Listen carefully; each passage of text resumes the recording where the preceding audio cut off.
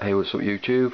DaveLin83 here, just doing a quick review on my iMac 27-inch. It's the new 2011 Intel quad-core i5 2.7. Originally, I had a 2009 27-inch iMac, the 2.66 quad-core. Got rid of it because my girlfriend was whinging at me, saying it was too big, get something smaller. So I did. Got myself a 15-inch MacBook Pro. Didn't really get on, preferred the desktop, so then I got myself a 21.5 2010. Wasn't big enough, wasn't a quad core, didn't really want it. So what then I basically did, went on eBay, had a look about and saw this one.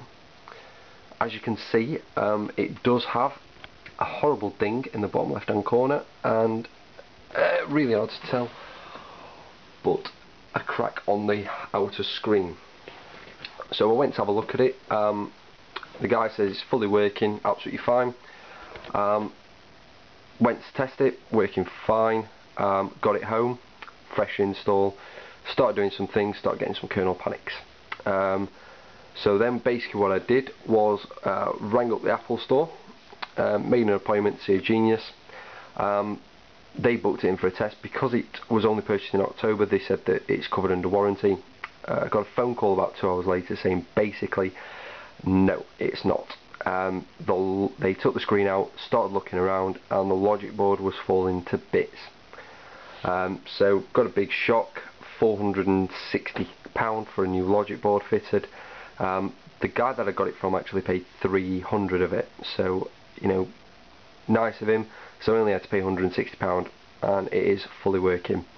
Had a couple more kernel panics, found out that the RAM was knackered. They exchanged that free of charge, so I was quite happy.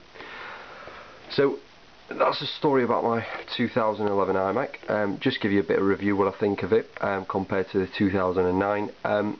It is a little bit faster, not a great deal. I know there's not much of a difference with the old one being a 2.66 and this one being a 2.7. Bigger difference is the RAM. It was 1066 on the 2009, 1333 on this one. Overall, the graphics is much better as well. I've played a couple of games on this. Grand Theft Auto 4, it's got a bit of lag at 1200, but it does play. On the 2009, wouldn't entertain it whatsoever. It just kept on freezing. But overall, very impressed with it. I am going to be taking it down to get that horrible dint out. Apple have told me that they'll replace the case and the screen, well, the outer glass, for about £180. In all fairness, I thought it was going to be a lot more than that. The outer casing's actually only £110 fitted. Take that into mind when you think, you know, it's a one piece of aluminium unibody, and as well they've got to take everything out of this iMac and put it into a new enclosure. So I didn't think it was too bad. Going to be getting that done over the next month or so. Bit skint at the minute, so that's hold on. Bit of another tour of everything else I've got. First we have my Bose Companion 5 2.1 speakers. If I was to be absolutely honest with you, I love them. Wouldn't have anything else. I think, you know, for what they are, they do everything I need, sound fantastic, and give a nice bit of bass. I don't like anything that's too much bassy. I do like a bit, but nothing, you know, extreme to what Logic give or something like that. I'm going to apologise that I don't actually have a computer desk, because my house is quite full of stuff for my son and partner, so I have to keep this in the bedroom out of the way. Anyway, here is my wireless keyboard. The iMac, when I originally got it, didn't come with a keyboard or mouse, and for the price I paid for it, I weren't really bothered. Thought, well, I prefer wired keyboards anyway, so I got this one off eBay. The seller that sent it me didn't tell me that the keys had dropped on this side, and there were some marks all the way around. He just said there were some marks on the bottom as well. the connector that connects the USB port that connects to your iMac was actually bent. We weren't really fussed because I got an extension cable and I always use that anyway for that extra bit of length on the keyboard cable. Then we have my trackpad. I love the trackpad, but I prefer the mouse, but then I prefer the trackpad and I can never make my mind up, so I'm going to probably go down and pick up a mouse probably this weekend, because I'm getting fed up of using just the trackpad. Next we have my Apple remote. Don't really use it as much as what you think.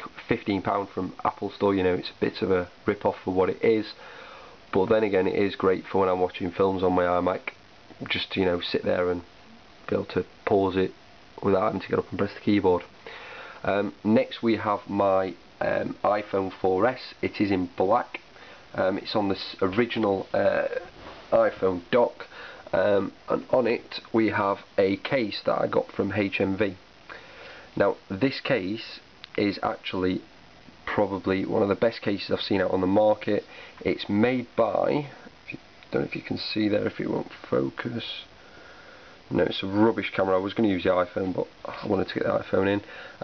It's basically just the HMV one, and it's made by Zaki, 0.4mm thick, and I think it's great because I hate cases that make the phone look bulky and don't feel nice in your hand. That thing does feel really well. Didn't have any in black, so I just got one in white.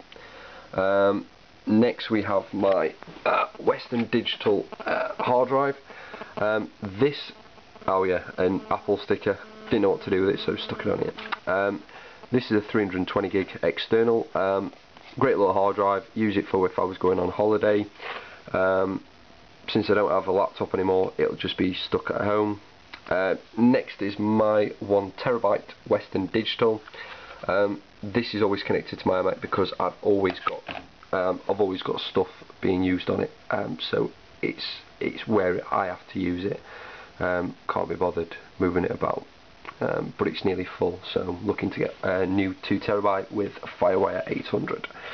So that's pretty much it.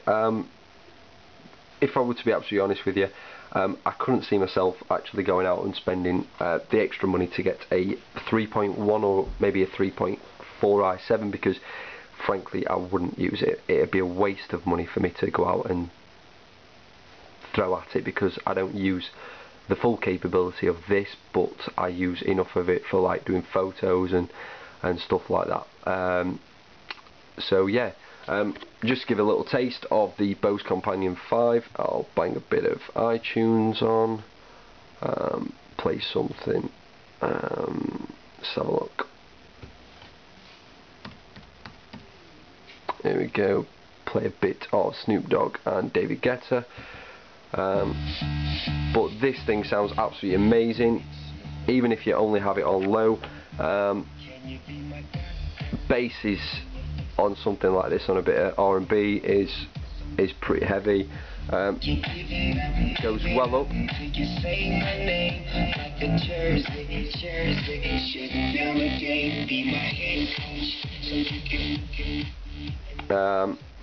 Just to tell you that the sub is on halfway. Never really put it on more than half. If I do, my girlfriend complains, saying it's too loud, turn it down, bass, turn it down. So I generally do. So that's it. Yeah, I hope you enjoy the video. Rate, comment, or subscribe. Sorry, I'm a bit tired today. Let me know what you think.